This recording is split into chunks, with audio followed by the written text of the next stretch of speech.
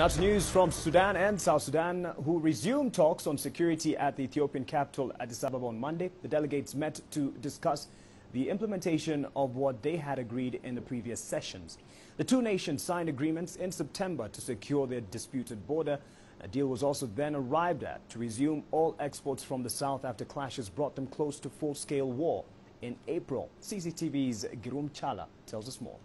After the September presidential summit between the presidents of the two Sudans, the whole world had reason to expect the nations to come to terms in almost every aspect. The comprehensive deal was appropriate enough to even start the walk to more cooperation. Sadly, however, both nations have failed to implement the agreement. Now, many wonder if things are beyond the power of the African Union Peace and Security Council, which cannot press both nations for more progress. The parties signed agreements. The African Union Peace and Security Council has endorsed and, praised the two parties for signing the agreement.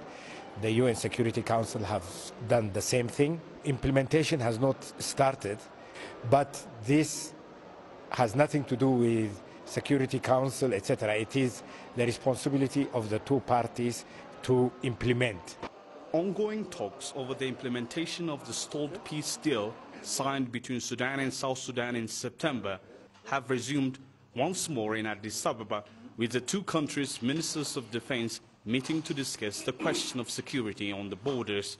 Establishing a demilitarized zone could help set up the underpinning principle of this peace deal, namely that it is in their mutual interest, both politically and economically, to put down their weapons and start cooperating. But no one is holding their breath.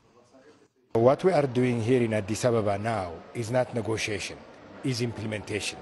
The modalities for the implementation, obstacles that have come up in a process of implementation, clarification regarding implementation issues.